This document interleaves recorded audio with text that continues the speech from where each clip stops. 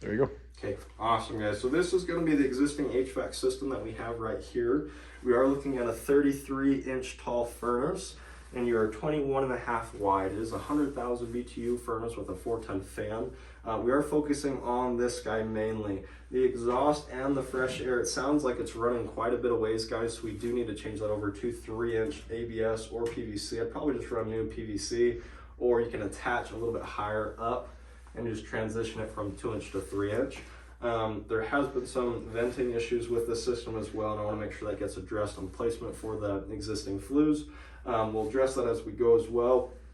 Coil is a 3-ton, and like I mentioned already, we want to save that to kind of help cut costs for him. As we come over this way though, guys, the thing you guys are going to notice, if you look at the system, right, is there's not a whole lot of room. We can actually put a base can underneath this guy. We'd have to move up the entire AC coil, uninstall it, undo all the water lanes, or undo all the condensate lanes, as well as the refrigerant lines for this guy. But instead, what we're going to do, I talked to Greg on this already. If you guys think there's a better way, go ahead and go through that. But the big issue is there's just not enough airflow for this guy to really work properly like it should. This is a 10x20 cold air return drop with his existing filter rack at a 16x20x1, accessible through here. He's currently using 2 as well. We are going to want to have this ran behind the system and off to this left, which if I can have you come this way, my friend, so they can kind of see this side as well. We do have all of the condensate lines right here for the system, so those will need to be re-ran. I'd probably move them either a little bit more forward, or just depending on where the ductwork is, just move it off to the right a little bit more for them. So that way it's not really in the way, it's not taking up any additional space as well.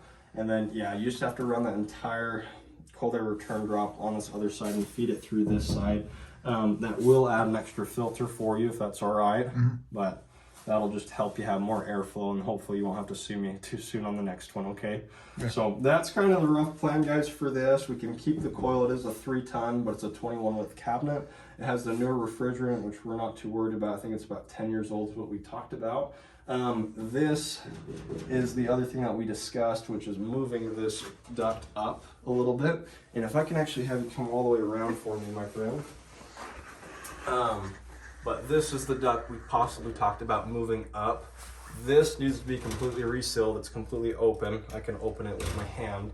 It was taped a long time ago, but this one has the initial run coming off of it as well. Thought was to move this up a little bit higher to kind of make room for the base can and just lift the entire system up to get us that extra couple inches. And then that duct on the other side, which would be the issue you guys already have, it's already capped off. So that's kind of the thought behind that.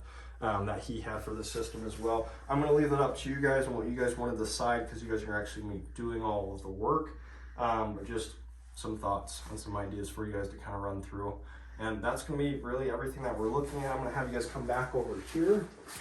The gas line and shut off, of course, is right here.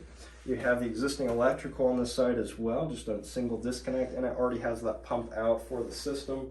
It is consolidated already in 3/4 inch PVC for the drain lines on the AC coil as well as the furnace, which is great. We should be able to keep all of that, just mainly focusing on this guy, but that'll do.